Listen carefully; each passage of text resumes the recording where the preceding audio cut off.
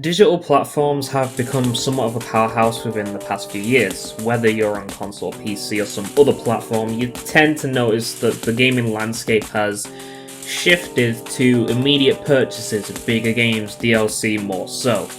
But the one thing that cemented itself as a mainstay as of late in these past few years is re-releases, older games to be specific. You'd find a lot more in recent years. The older games are making a bit of a comeback with places such as Steam, and that leads to a megaton of old games, old titles, making a return, with varying reception of course. And one of those happens to be a little title by the name of Killer7, a game surrounded in cult status, and one of the first games in the Suda51 lineage of creations. Killer7 was first released on the GameCube and PlayStation 2 way back in 2005. Centered around the titular group of assassins, led by Harmon Smith, as they hunt down the evil beings known as the Heaven Smiles and the mysterious Kun Lan.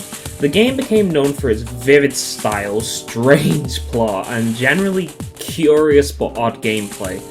It cemented itself as a cult status game from its earliest points of release, and as a result it would be one of the shining examples of a game from the older days of gaming, making a return to the modern landscape via Steam on the 15th of November 2018.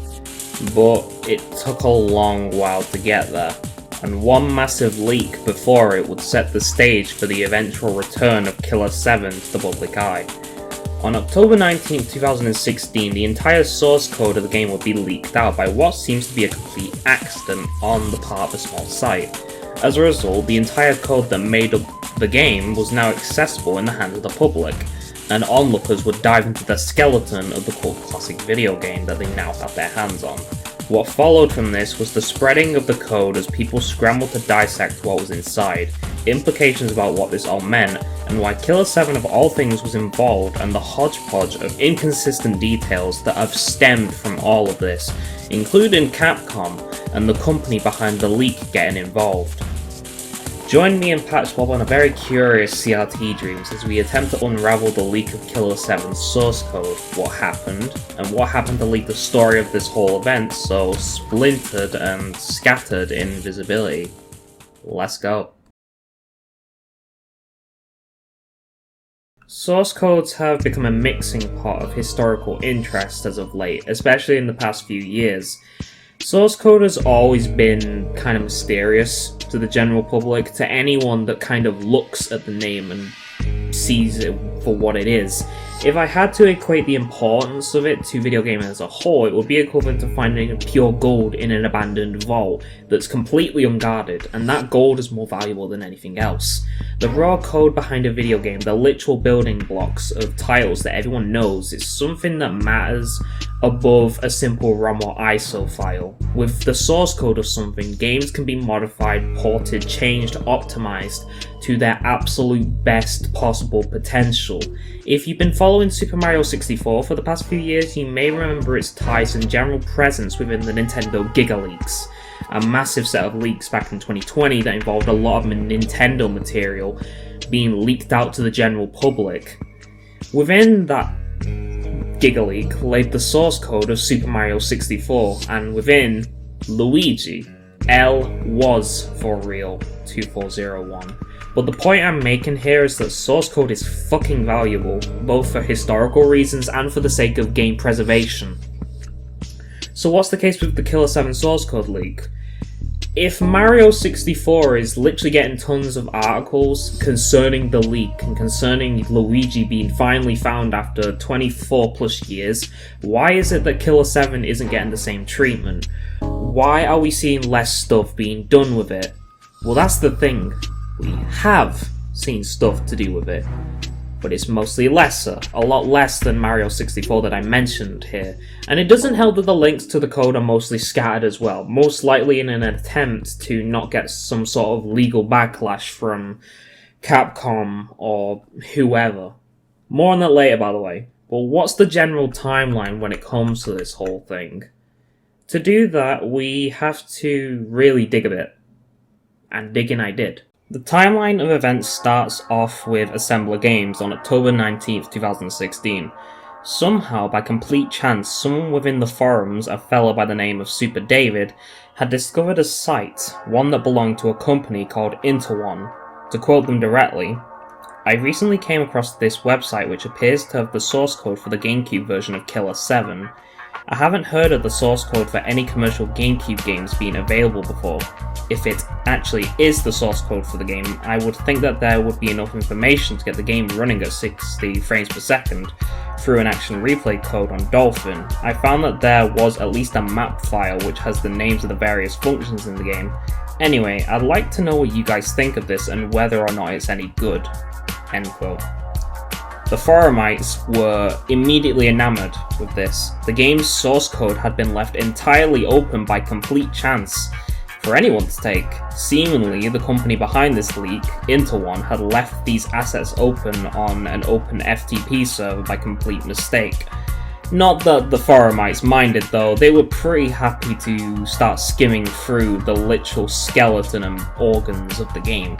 Responses to it were of curiosity and questioning, many pondering how this could have happened, while others simply just downloaded the data as fast as they could, seeing as this was a hot topic within the forums at the time, and the eventual understanding that the staff would most likely clamp down on the links being shared for legal reasons. And they did. By the end of the first page, in the archives at least, the staff seemingly had purged the thread of links, probably fearing potential legal repercussions. The thread would continue, with forumites finding files other than Killer 7 within the leaks. Other than this, efforts veered somewhat towards trying to compile the code into playable builds, letting everyone see the internals of the game itself. Theories on how this data had seemingly been left out in the open began to arise. One user by the name of PachiiMochii would give a fairly solid theory as to what could have happened. To quote him directly, "Very strange indeed. The domain has expired on August, but there is still a site online. Maybe the server hoster has lost some data and they have restored their server with old datas. The site is normally redirected to the new website of the company." End quote. Others would chime in with other observation details about the situation. From the file dates that did save, they seem to have uploaded it by mistake on June 20th of this year, but it's only been known about since around September of this year. Me and RSO have been comparing notes and minus some text encoding issues. The backup seems good. We're now waiting for staff members. The only problem now is the text encoding issue needs fixing. This means renaming a few thousand files, which might take a while. Once this is done, a torrent will be given. Until then, I cannot give more information and won't be replying anymore about this until done. To save distracting, as messing up means it wouldn't compile due to the wrong file names." End quote. As discussions continued on, a new thread would be created a few days after the initial discovery, and activity would redirect mostly to there, which continued, certainly. As said discussions continued, further details would be revealed, including some on the people who seem to apparently be behind this leak. To quote it directly, "Thanks for the download. Wow, some odd files at the source link aside from the Killer 7 stuff. Mostly looks like fonts, PDFs, audio files, and various other resources for some Human Droid series of drama CDs? Not sure. Seems like a Japanese series aimed at girls which features effeminate, partially clothed boys. In fact, that is almost all of the content on the site. Killer 7's source code seems squarely out of place here. It's a shame that the From Arc folder is empty, referring to Arc System Works with whom they worked previously." End quote. I did attempt to go beyond the first page of this new thread, but no dice. Archives end here, and within the death of Assembler a few years later, that page practically remains inaccessible, but what the forum posters said here can lead to further investigations of my own. I decided to go directly to the source of all this, to find that page that Assembler Games' staff seemingly censored out for their own protection. Using some cross-referencing from 4chaners, referencing the leak a few years later, I was able to get a confirmed match on the exact link that everyone had seemingly been pillaging from. So I accessed that link in the modern day, using specific archives, and as you can expect, the site is down. Link itself works though. All the files seemingly hosted on there are now gone, sure, but you can still access them through the archives. Won't be saying where though.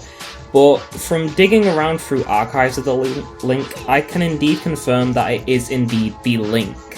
So, did I download the source? No, not really. Not to say the code itself doesn't interest me, but the internet has its own hands on the code anyway, regardless of if the original link is long gone and in the bloody dust of the internet now. Anyway, my attention soon turned to the company that seemingly had their hand within this accidental leak of the source code. Into1. Now, I'll preface this by saying that I fully expected this to be a smaller entity, just folks who had been tied up to all this somehow. Small game dev, not been heard of before, but no. Into1 is a pretty well established player in the game development landscape, having begun in 2000 and having their hands in a variety of different games, including some big franchises like Double Dragon, and they're still actively active to this day. So with all that in mind, how is it that they ended up with the source code behind a Suda51 game? I mean, they weren't involved in the original release of the game, so what's this supposed to be saying? Looking in the basic sense, there's no clear correlation between them and Suda, even a simple nod to the other. It's kind of baffling, but more on Into1 later, because there is a lot more to them than people really seem to have given them notice for.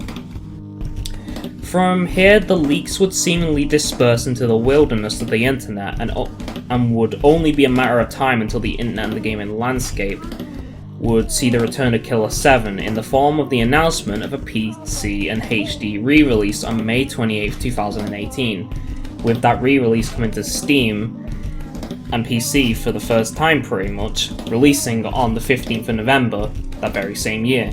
Curiously, Suda himself would become increasingly more vocal about how the game in its release state would only be a third of the original concept.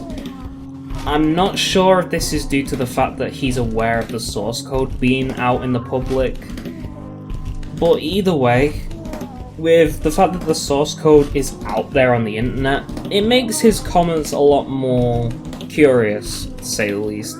Whether it's due to the fact that people can see just how much got cut, what with the source code being available is unknown. With all of that in mind, what now? What is there to discuss after all of this?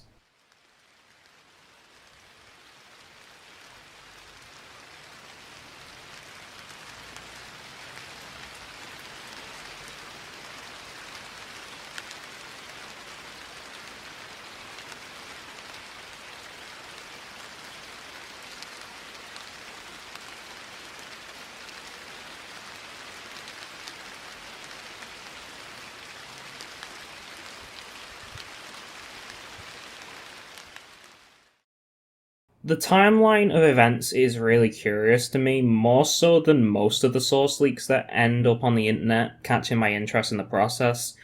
And that's primarily down due to the fact that, to be honest, everything about this leak seems to be against it. What do I mean?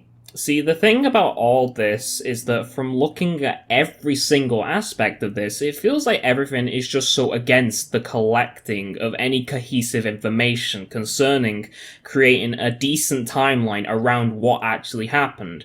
I did a search using Google's own complex tools. Tools, by the way, that the average internet user would not use, because they haven't been told about these things. Anyway, I used those tools to try and find a lot of information that would probably be cast to the wayside, using the features to put my timeline of searching between when the leak was discovered and up until the release of the HD port, and there was not a single news outlet that covered any of this.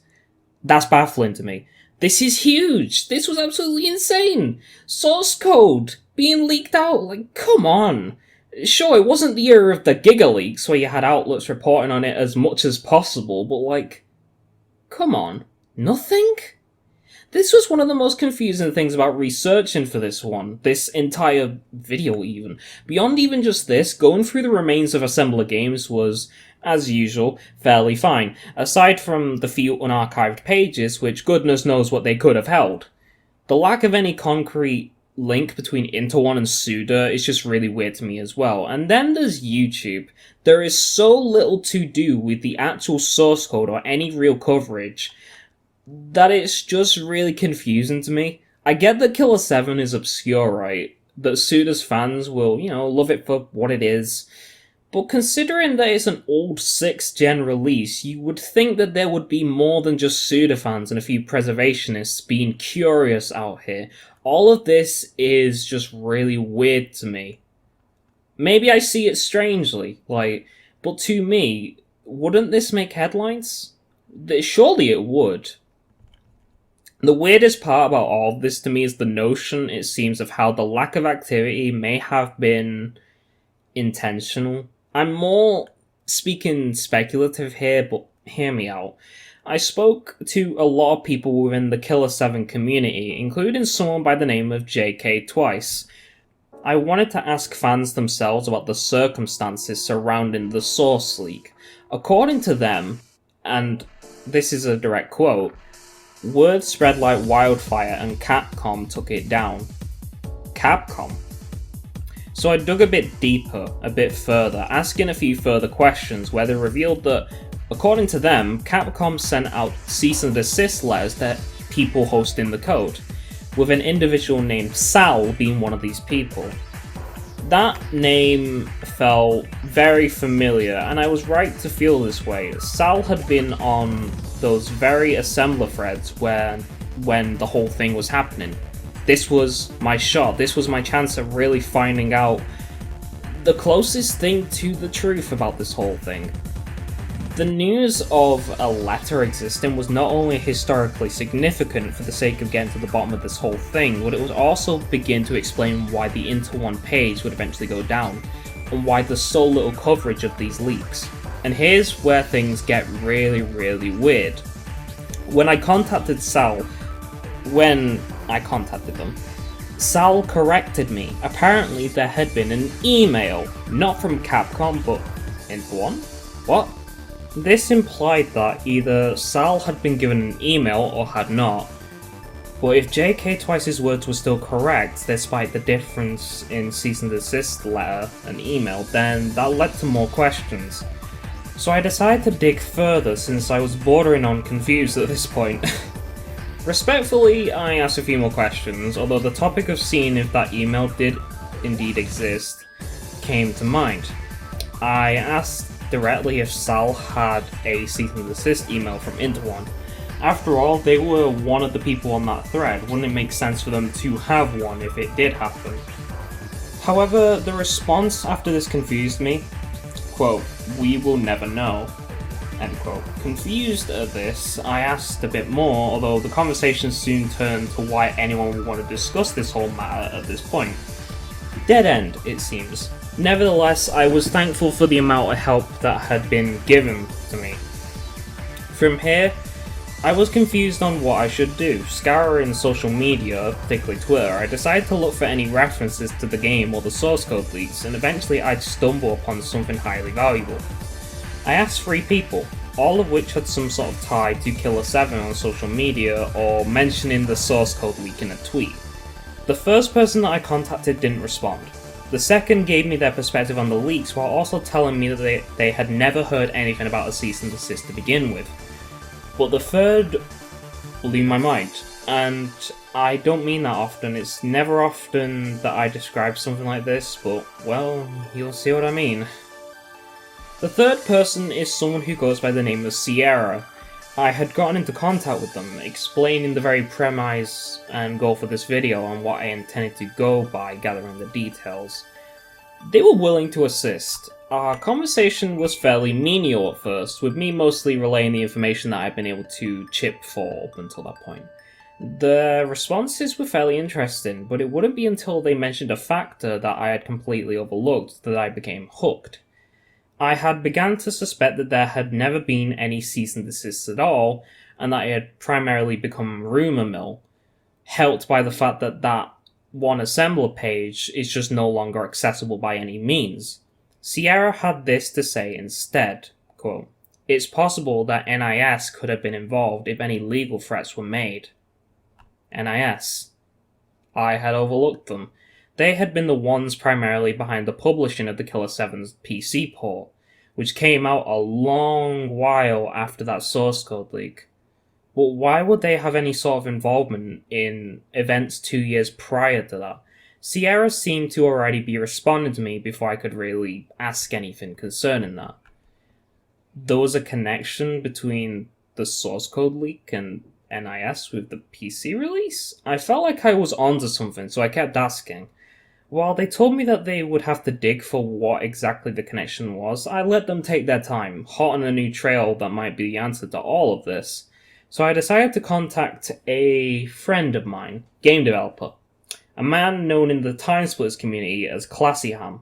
He's a credible source of the industry and someone that has worked within the industry, so I wanted to see if it was a logical claim to assume that a publisher such as NIS could essentially shop around for people to work on a PC port of a game, such as Killer7.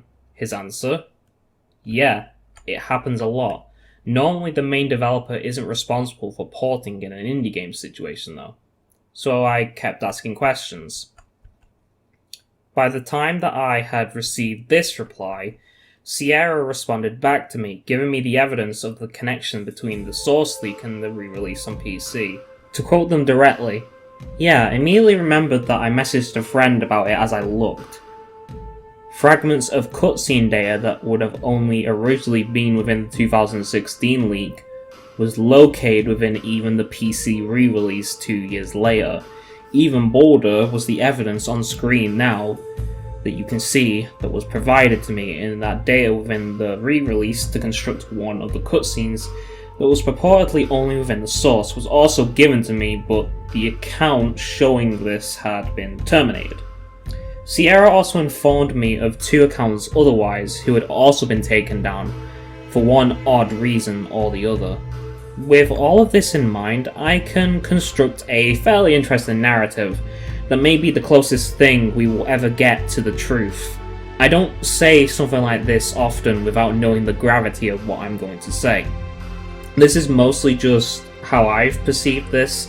I don't know if this is the truth or not, but I feel like it might be the closest thing to it. Nevertheless, please take it with a grain of salt. The Killer7 PC port had been planned since at least 2016, with NIS being behind the utilization of the source code by smaller companies. Around the time the source code had been leaked, NIS had been shopping around for a small developer to work on a PC port, eventually landing within the hands of Interone, who had a lot of experience in their field. However, the source code was left on an open server by mistake via Interone, and the public got access to the source code that was meant to be behind closed doors. Be it through the command of NIS or Interone fearing legal issues, the open server with the assets was shut off. Be it either through NIS or Interone, it's possible that one of these 2 entities sent cease and desist via email, causing those involved to hide and those involved to be extremely quiet on the subject, thus causing an air of uneasiness within those who had attempted to dig further into the source. The source leak thus never made the news, perhaps due to the fact that those involved were scared of legal repercussions, or that NIS was extremely protective of the source code and did not want their efforts to be in vain. Subsequently, either be it through the hand of NIS/Interone or fear of backlash legally, videos connected to showing off the assets of the source or dissecting them have been set as unlisted, or channels have been outright deleted. Nevertheless, 2 years later, Killer7 would return via a PC port with NIS as the publisher. While this re-release would gain traction, there would not be a single reference to the source code leak in the news after this, perhaps due to NIS's influence, or generally the fact that the original leak would have been snuffed out from being so widespread. Assembler Games would eventually fall due to its own reasons, and the source code would dissipate into the ether of the internet, being spread through different locations.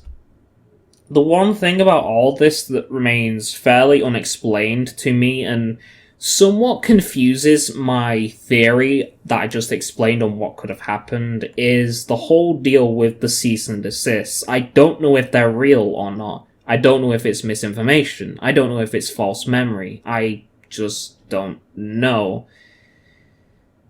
It would prove my theory null or correct, provided the truth of the aspect of the situation was revealed. Nevertheless, I believe that this may be the closest thing to the truth, that it was company meddling and paranoia amongst the followers of the leak that created an atmosphere of unease concerning the legality of it, and what was intended to be done with it. It feels fitting to surmise everything like this, as even while I was awaiting evidence for my theory on how this all played out, I did attempt to ask the Suda community via a poll and a post on the Suda subreddit as to if they had heard anything concerning cease and desists, and the results were fairly interesting, with most of the votes saying no, but one commenter in the replies knowing that the company had been fairly interested in stopping the spread of the leaks. I find it hard to believe one or the other, to decide on if those cease and desists did or did not exist. The lack of information is what kind of bothers me here. If we have evidence that such cease and desists existed, then we can be 99% out of 100 to the truth behind everything here. For a game with such a complex plot and one that makes the player really toss and turn their expectations in such a conspiratorial manner, digging into the source code leak as an event will make you feel pretty much the same way that you would about the game. For me, that's a curious and kind of enamoring kind of feeling. For others, batshit confused. Whether you believe it or not, that is the theory that I proposed behind the reality of all this. And whether or not my theory is a load of BS, the truth behind the events concerning the source code leak are to remain lost in the mist of time and the cracks of the internet. But that's what gets me so interested about media to begin with, when something like Killer7 can gain another mystery on top of the strangeness of this game's development and, well, the plot. Especially the plot. Won't say anything there because it is spoilers, but I do recommend that if you're interested in Killer7, that I really recommend that you play this game, because it's absolutely fantastic. But back onto what I was saying. I hope that in time the truth does come out, because even in the darkness of confusing information, there's always a bit of truth when it comes to the world of Killer7, even if that does include the source code.